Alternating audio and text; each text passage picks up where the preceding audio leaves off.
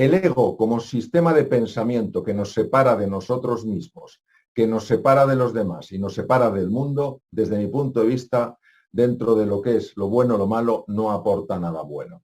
Nada bueno. Querer atacar al ego, querer arruinar al ego, querer destruir al ego, no tiene sentido porque lo refuerzas. De nuevo, lo que se resiste, persiste. Entonces, el ego es, de alguna manera, la percepción de nuestra separación, de que nos hemos separado de nuestra fuente original.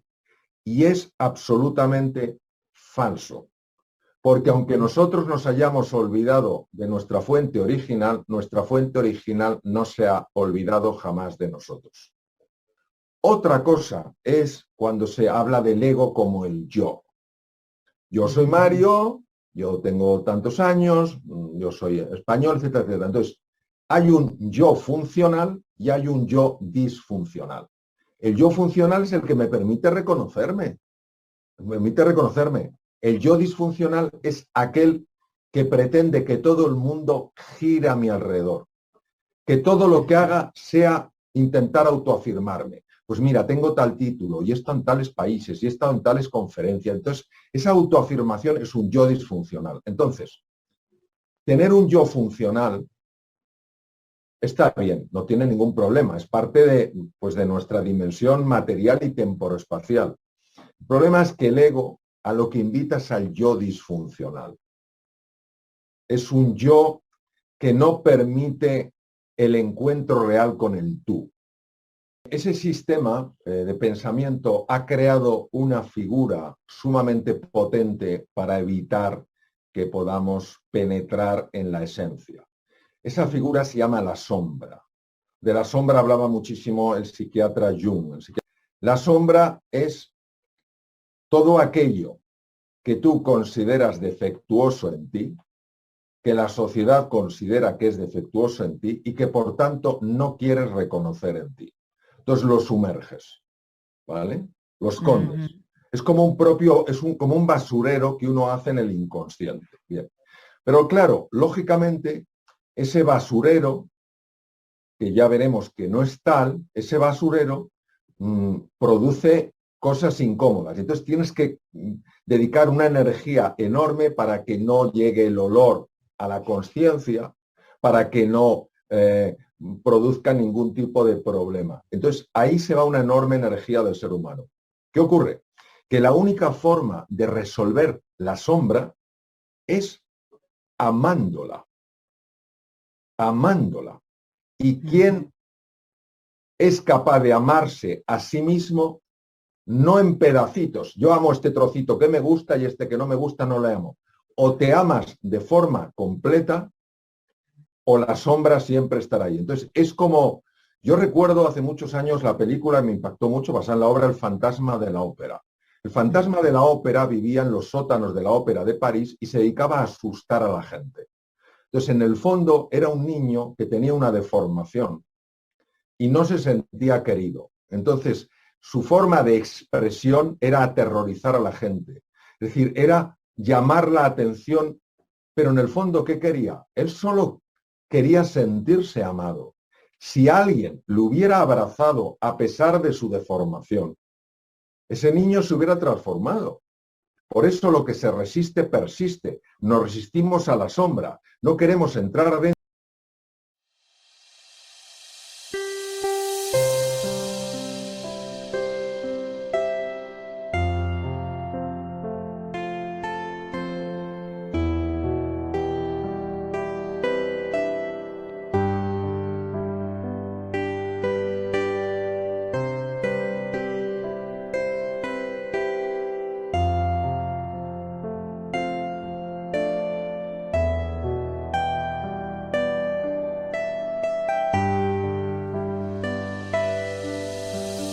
Đời luôn luôn thế, hãy sống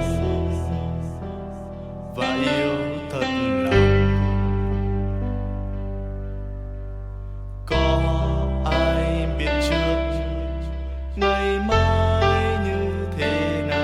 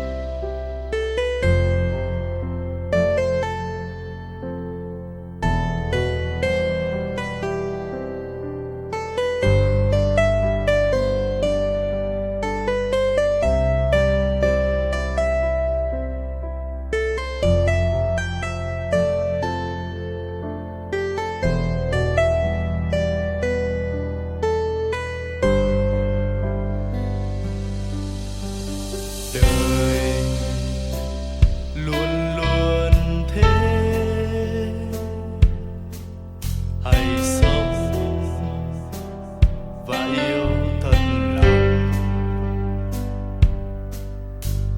Có ai biết trước ngày mai như thế nào, hãy cứ trân trọng xung quanh ta.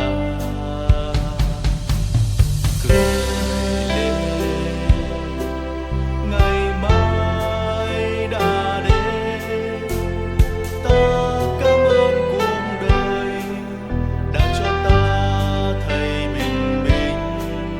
Hạnh phúc là đây, tìm kiếm đâu chỉ xa vời, có nhiều đây được rồi, không cần câu sâu. Hãy bên anh em nhé, hạnh phúc ở đây mà, tìm làm chi xa vời, hạnh phúc bên cạnh anh. Hãy nhắm mắt lắng nghe con tim của anh đang thì thầm và nói sẽ mang đến hạnh phúc.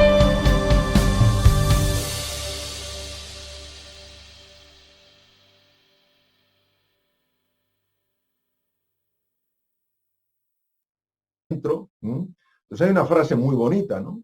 Que es, para llegar a la luz tienes que pasar por la cruz. Nuestros problemas de ansiedad, nuestros problemas de depresión, nuestras preocupaciones, nuestras angustias, todo eso, aunque tenga una expresión muchas veces a nivel del cerebro, de los neurotransmisores y de todo eso, por supuesto, el origen, desde mi punto de vista, es mucho más profundo que eso. Por eso, por ejemplo, una persona que se sienta rodeada, que se sienta querida, que se sienta valorada, es mucho más difícil que entre en un proceso de depresión o de ansiedad. Mucho más difícil. Bueno, yo creo que hay herramientas que afectan, sí, herramientas que son propias del cuerpo, herramientas que son propias de la mente y herramientas que son propias del corazón o del alma, como queramos llamarlo.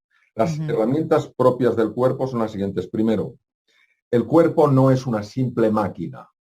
El cuerpo ha sido también parasitado por ese sistema de pensamiento. Entonces, ¿cómo liberas el cuerpo de ese sistema que parasita? Pues mira, desde la postura que tienes a lo largo del día, hasta la forma en la que respiras, el tono de tu voz, el ejercicio físico que haces, la comida que ingieres, el descanso, todo eso tiene un impacto, por sorprendente que parezca, tanto en la dimensión mental como en la anímica. A nivel de la mente está clarísimo. En mi caso, el elemento diferencial es entrar en el silencio y mantenerme en el presente. Es decir, no permitir que ese sistema de pensamiento me lleve al pasado para lamentarme por lo que hice o dejé de hacer, o que me propulse al futuro para angustiarme, preocuparme por lo que puede pasar. Entonces, mantenerme en el presente. Y luego, para mí un tema de una importancia extrema es el cultivo del silencio. ¿Qué es el silencio? El silencio es un espacio donde aparentemente no hay nada y donde hay una profunda quietud. Solo en el silencio, según mi experiencia, en base a mi experiencia, te habla el ser. El ser te habla en el silencio. Pero claro, para el sistema de pensamiento que utilizamos, el silencio es una tontería. Y desde el punto de vista del cultivo del alma, hay muchas cosas que se pueden hacer. Por ejemplo, esto se ha hablado por activa y por pasiva, hay muchísimos estudios científicos, el concepto de la gratitud. Vamos a ver. El sistema de pensamiento al que llamamos el ego está enfrentado a la vida, completamente. Exige a la vida que la vida le dé lo que él quiere que dé. Estatus, control, fama. Ya. Cuando uno tiene una pérdida importante y se sacuden esos cimientos, empezamos a buscar por otro lado. Al buscar por otro lado, empiezas a encontrar lo que no se encuentra cuando no se busca. Por eso muchas veces el propio Einstein hablaba de que las crisis eran muy duras, pero eran las que traían los grandes avances en la humanidad, porque nos saca de la zona de confort. Entonces tenemos que buscar por otros lados. Y eso, claro, pasa es que ya nos gustaría a todos ser más rápidos aprendiendo la lección para que no tuviéramos que pasarlo tan mal algunas veces, pero a veces la vida nos dice, mira, te tengo que mandar esta lección tan dura, no porque quiero que sufras, es que necesito que te espabiles, porque si no tú no estás viviendo, simplemente estás sobreviviendo. En realidad la búsqueda de propósito es lo mismo que la búsqueda de sentido. ¿Cuál es el sentido de mi vida? Que no es el porqué de mi vida, sino el para qué de mi vida. ¿Qué ocurre? Que llega un momento en el que, sobre todo en situaciones muy difíciles,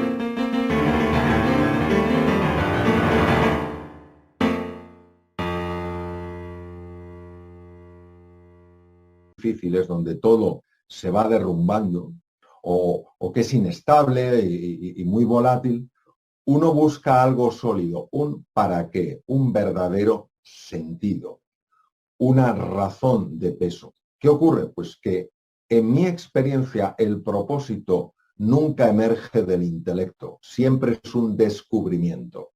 Y efectivamente esa revelación, cuando es auténtica, busca el camino para que eso lo lleves a cabo de una forma práctica, de una forma concreta. Si es sencillamente yo quiero hacer algo para ayudar a los demás y no tiene concreción y no tiene acción, para mí no es un verdadero propósito, porque cuando el propósito empieza a emerger, tú empiezas a ver, pero con claridad meridiana, dónde tienes que aplicar eso. El propósito, el para qué, no es una llamada simplemente al intelecto. Por ser una llamada del corazón, no del intelecto, es una llamada a la acción. Motivación es lo que nos pone en acción. La motivación viene del corazón. Entonces, el propósito no puede emerger del intelecto. El intelecto no entiende lo que realmente es el propósito. Entonces, uno puede quedarse dando un speech maravilloso del propósito y no hacer nada en su vida. Cuando es el corazón el que se mueve, el corazón lleva a la acción. Y la acción es concreta y específica y no tiene que ser acabar con el hambre en el mundo. Puede ser sencillamente que con cada persona con la que te encuentres vas a tener una interacción lo suficientemente especial como para que esa persona sienta que hay un antes y un después de una vez que ha estado contigo.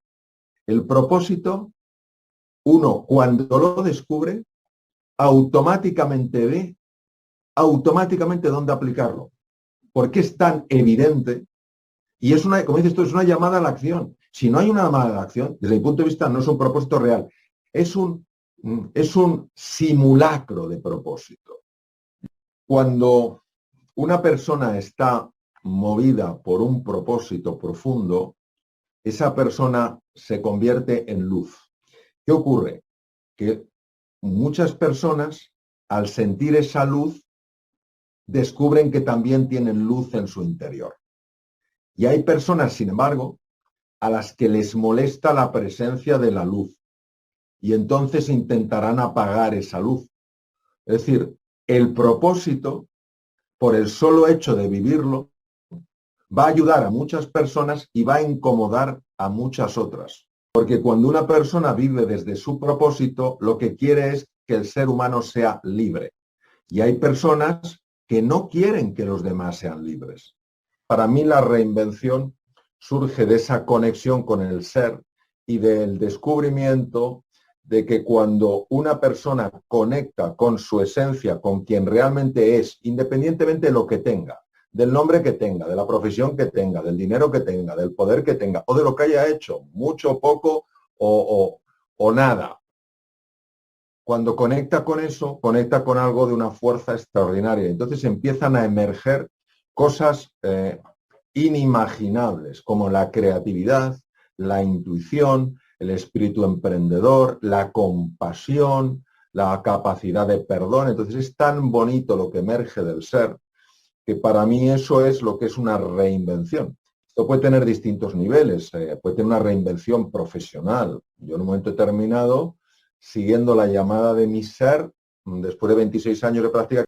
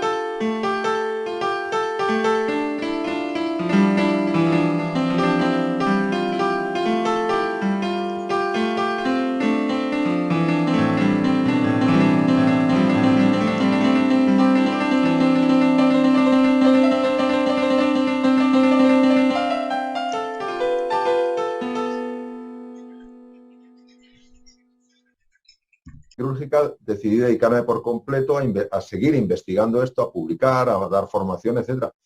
Hay veces que esto se lleva a una parte más íntima, a una parte más personal, ¿no? Y me parece que precisamente que en los momentos en los que estamos por los que estamos todos pasando, esa conexión con el ser es conectar con una fuente de serenidad, una fuente de entusiasmo y una fuente de confianza.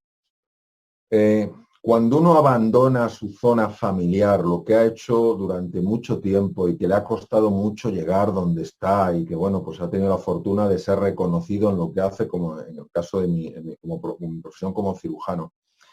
Y cuando uno siente profundamente a nivel visceral, no es algo intelectual y tampoco es algo que lo hagas para impresionar a nadie, es algo que sientes que tienes, que te lo debes a ti mismo, porque tienes que liberar algo que está ahí encerrado.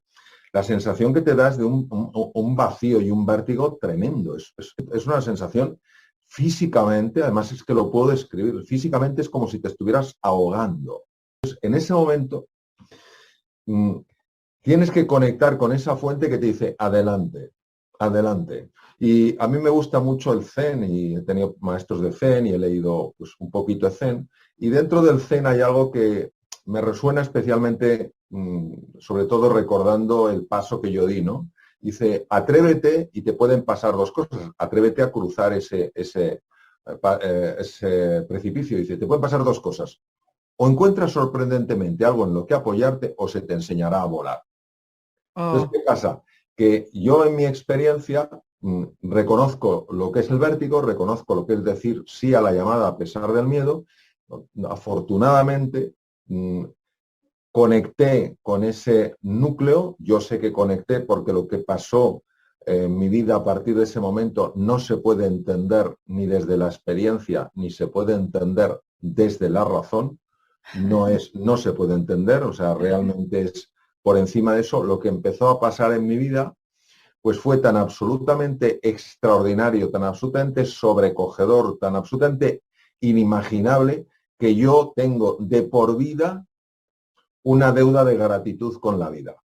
La ciencia puede opinar sobre aquello que puede ser registrado por los sentidos, pero aquello que es suprasensorial, aquello que va más allá de los sentidos, la ciencia lo único que puede decir es no tengo ni idea si es verdad o no es verdad. Lo que la ciencia no puede negar es aquello que no llega a comprender todavía.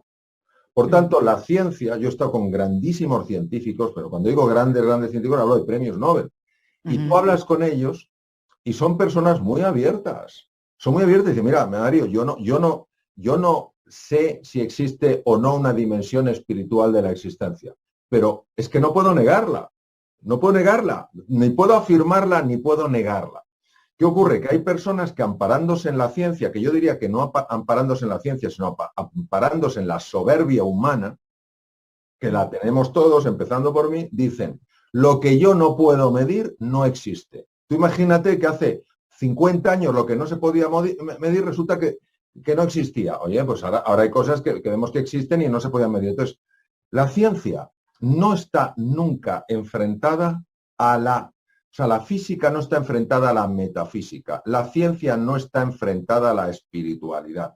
No es lo uno o lo otro, es lo uno y lo otro. Y lo que no se puede negar son las experiencias personales que uno tiene, que no es un tema de creérselo o no, es un tema de haberlo confirmado. Y como lo has confirmado,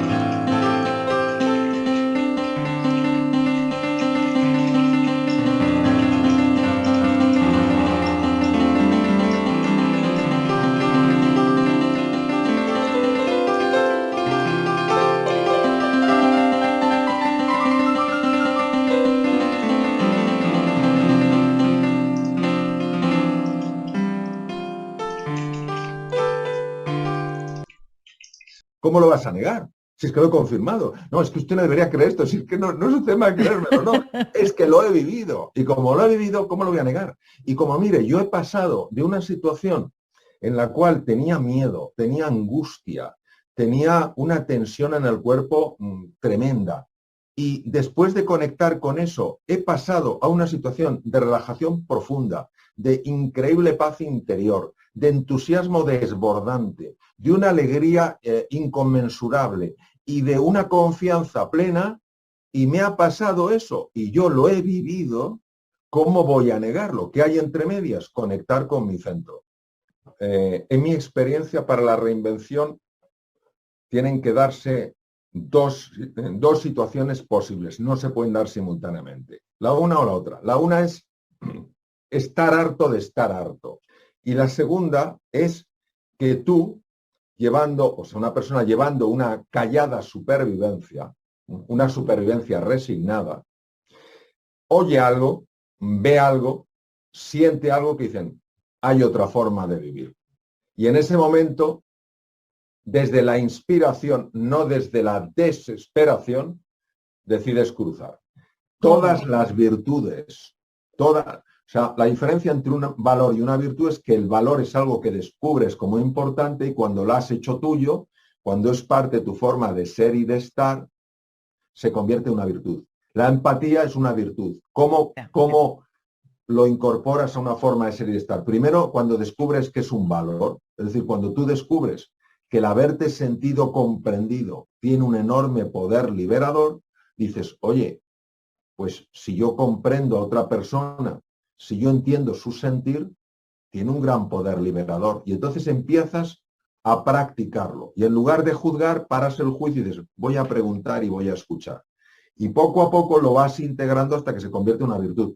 Todas las virtudes, todas sin excepción, son entrenables, pero hasta niveles inimaginables. Yo, ante estas cosas que sé que no son sencillas de explicar, no son simples de aplicar, yo siempre invito a que se hagan una pregunta, porque la pregunta que solemos hacernos ante caminos que no son fáciles es, ¿cuánto me va a costar? ¿Vale? Y yo lo que invito a que se hagan es otra pregunta, es ¿hasta dónde me puede llevar?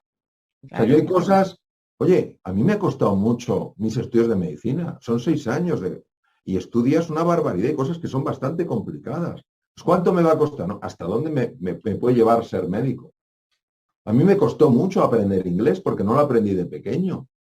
Pero ¿hasta dónde me puede llevar? A mí me abrió un universo entero el aprender inglés. Entonces dices tú, ¿te compensa? Dice, vamos, no, claro que me compensa. ¿Me costó mucho? Sí. Entonces hay que tener cuidado con estas cosas para que no sea lo que nos cuesta, la previsión de lo que nos va a costar, lo que impida que nos pueda llevar a un sitio que es infinitamente mejor al sitio que hemos dado por hecho que es el único al que podemos aspirar. Esta situación está siendo muy dura, es larga en el tiempo, estamos todos muy cansados psicológicamente, nos ha afectado por montones de sitios, y esto hay que comprenderlo. Entonces, nosotros tenemos que entender una cosa. Todos necesitamos ayudarnos unos a otros, y pedir ayuda no es un signo de debilidad, es un signo de inteligencia. Pero ¿qué pasa? Que para eso tenemos que entender que una petición de ayuda no es un signo de debilidad, es un signo de inteligencia.